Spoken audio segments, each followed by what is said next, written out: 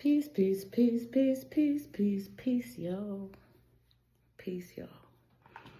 May we all have more peace in our lives. More joy, happiness, and love.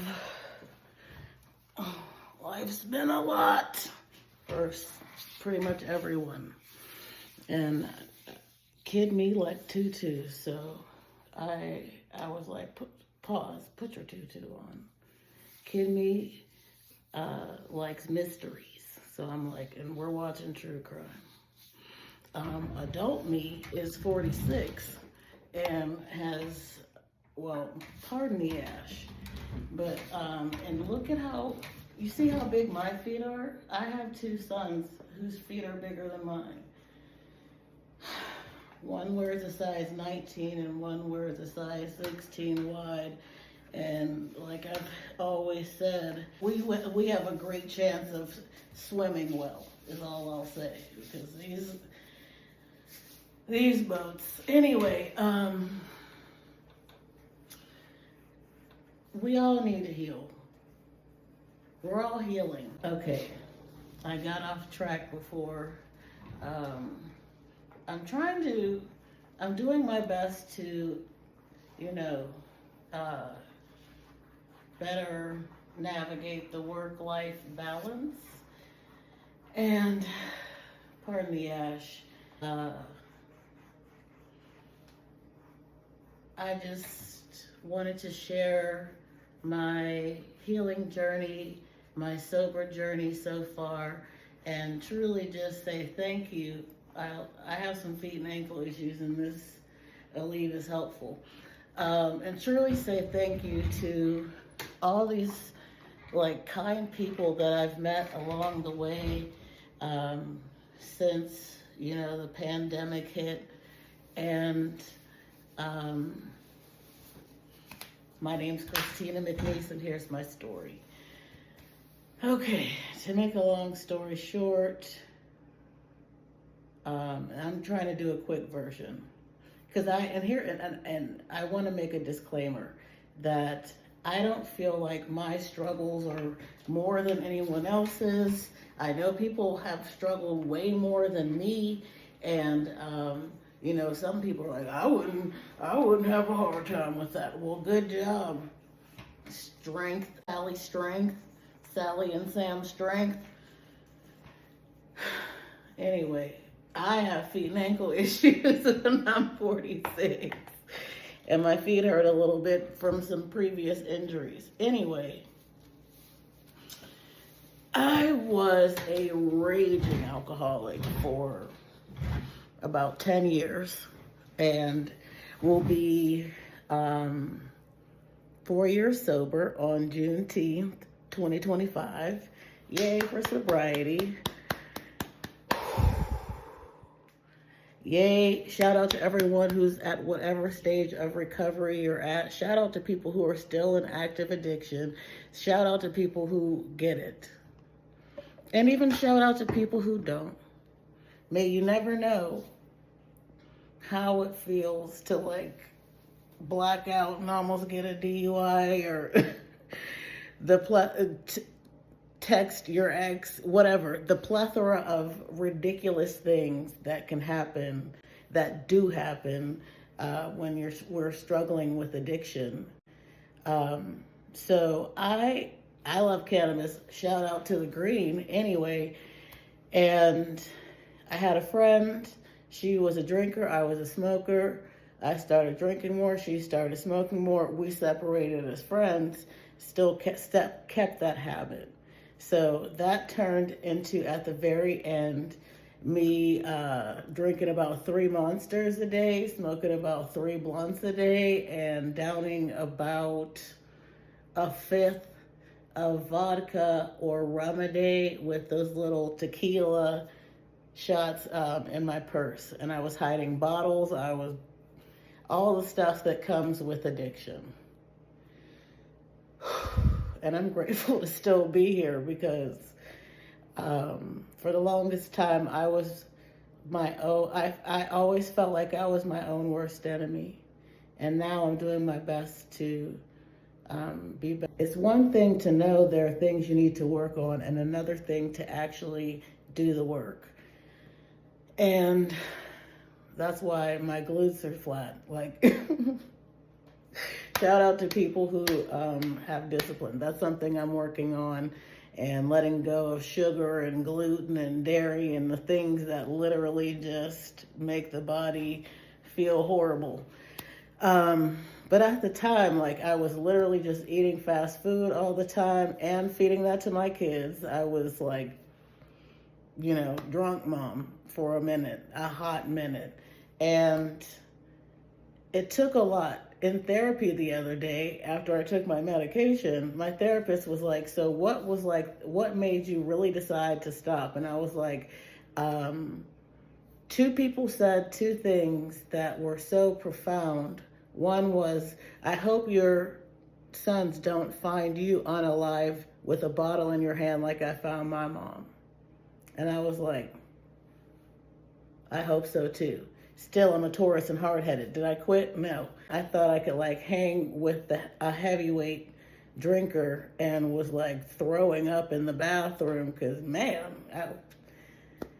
And I was like, I have to do something. And did I quit though? No. And then I was having a workshop that I created and took time to build and love on. And I woke up with a hangover. The workshop did not go anywhere near as planned, and I haven't had another one since then. And so I'm going to work on creating them. It's a workshop on body image and self-esteem and self-love and just overall healing that involves light healing, sound healing. You know what I'm saying? I was like, man, I have to stop this self-sabotage. I have to stop. Like, I was like, let me, instead of waiting to pour out a bottle or by finishing it, I'll just pour it out. You know what I'm saying? You know what I'm saying? I'm saying, you know what I'm saying a lot. And also, I used to smoke cigarettes. I let that go. It's a lot. It's not like these cravings never come back. Black and Milds made me feel like a whole thug, but then I couldn't breathe. And then I have joint issues, and there are people I love who are depending on me and counting on me to keep going. So I'm sober now. A lot has happened along that road. Again, shout out to people wherever you're at in your sober journey. It is possible. We do recover. And that can be from a lot of things. Does that mean life's going to be perfect and whatever? No. And still, we can embrace life. We can enjoy our lives. We can put on our tutu. You know what I'm saying? And share love and light and compassion and kindness. Instead of sharing judgment and condemnation. So, with a lot of the circumstances and things going on in the world, yes, there's so many temptations to relapse. And someone told me one time when I first started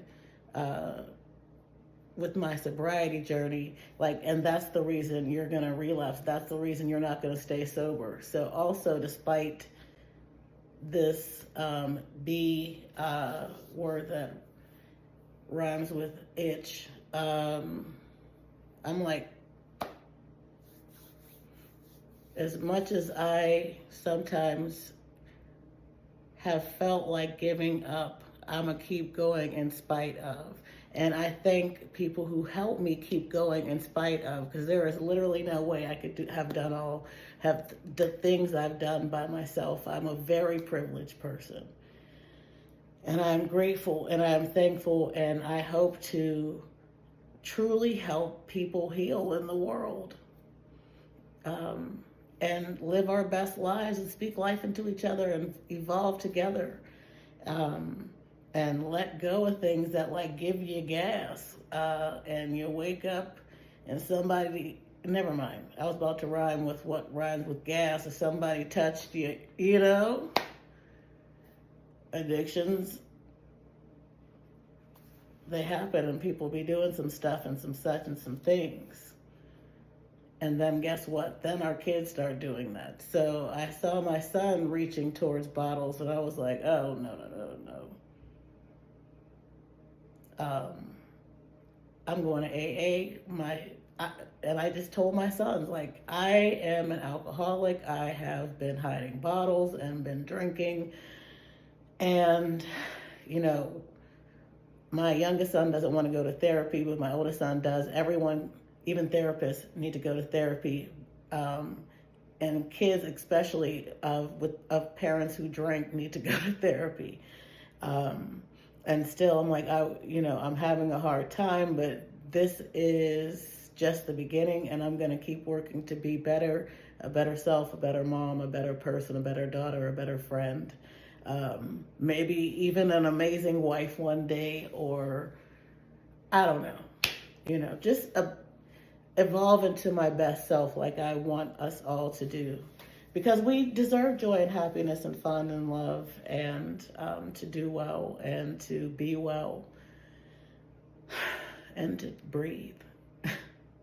Be able to take a breath and be creative and enjoy life together. So, yeah, that's my story. I'm 4 years sober now. I like learning about psychology and wording, so I don't think that I've said all the words of this correctly, because like I was talking to my son and I was like, yeah, I'm an alcoholic, and he was like, in recovery, and I was like, bow, bow, bow, bow, bow, bow, bow, oh, and I want to go back to school and get my PhD in psychology.